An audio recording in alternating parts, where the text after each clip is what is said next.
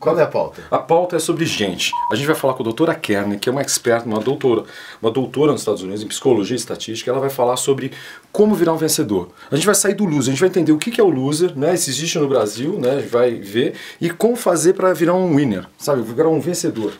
Conosco hoje a doutora Deborah Kearney, CEO da Job Smart Enterprise.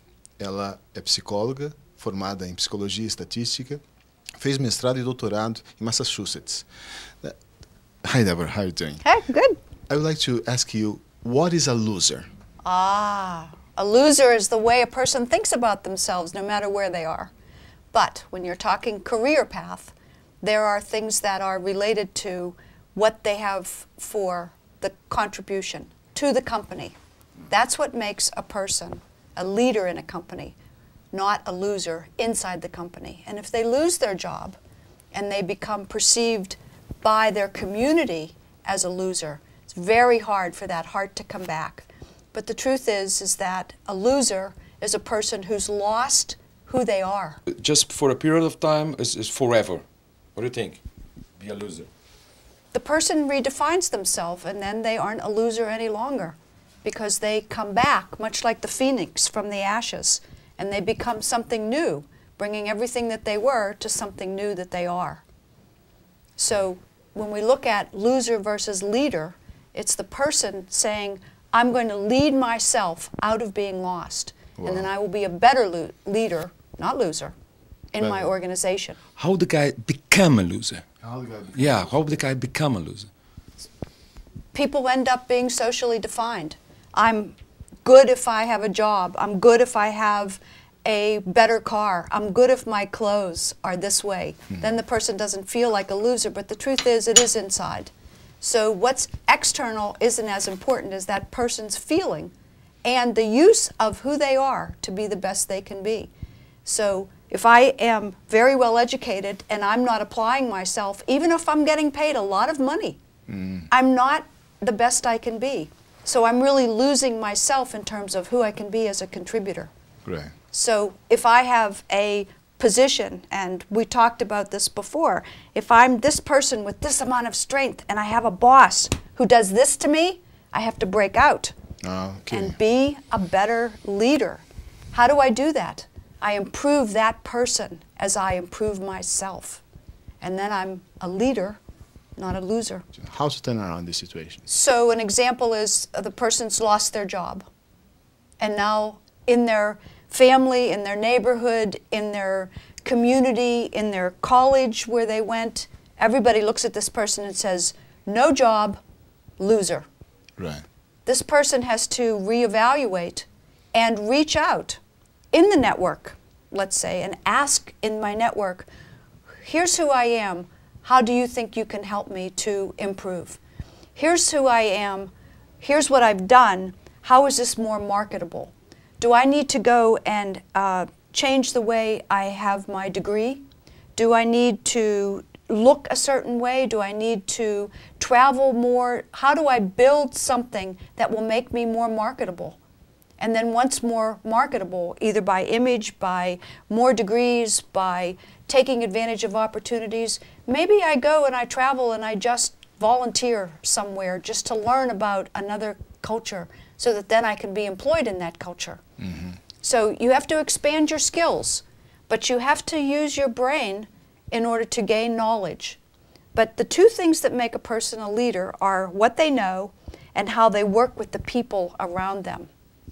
Is there a difference among related with age? For example, I see that certainly above certain age, the guy a loser. We can have a loser with 20, with loser with 30. Do you have this in mind? Yes, yes.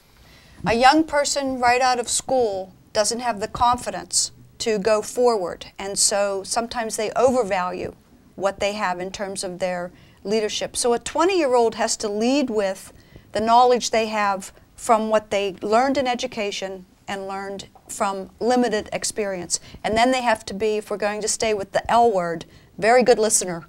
Listen 80% of the time, talk 20% of the time. Right, good. So that's the 20-year-old who wants to become a leader. That 20-year-old then loses their job at 25. Now they have a certain amount of experience that they have to reevaluate and decide again, how do I lead to a better marketing opportunity for myself? How do I apply what I know and look and broaden? Don't narrow one's scope. So don't make a narrow road for oneself when you're in your 20s. Make a broader road. And that overcomes that, I'm a loser here? I could be a leader here. Right. I can reapply my skills. 30 is a person who's got more maturity, now more experience. Education isn't as important. Now it's, what have I done with my experience that I can lead with, that I'm going to be able to show people and help people that I've applied this. Where's the most important application of your knowledge? How you build teams, how you interact with people. The more you improve other people, the more you improve yourself. Right. That's the leader. In your 40s, if you lose your job, now you have, do I go back and re-educate myself? Do I get another degree? Do I get another certificate? But what have we built all the way along? We built a network. We built an opportunity that people know us maybe better than we know ourselves. So we need, again, to be good listeners so that we're always taking in the information about ourselves so that we can improve that. And maybe when we were younger, we were too loud. And that people who know us from then still thinks that's who we are. We have to know those things so that we can let that other person know that we've changed. So being a change person, very important to being a good leader and not a loser. So as we move through, age should influence us to learn. Okay. Deborah, thank you very much for the interview. You're welcome. Mountain climbing. It's related to leadership, because if I'm taking responsibility for me to get to the top of the mountain, then I have to know, right? I have to know the trail. I have to know how to be safe on that trail. And I have to know that when I get to the top, I'm going to have a wonderful view.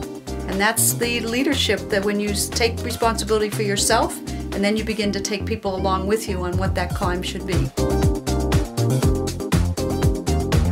Yeah. Good. Life tastes good when you're happy. Flavor is better when you're happy. Descubra Nescafé Dolce Gusto, a solução perfeita para desfrutar o melhor expresso, expresso intenso, café lungo, cappuccino, chocotino, latte macchiato. Nescafé Dolce Gusto, finalmente uma cafeteria na sua casa.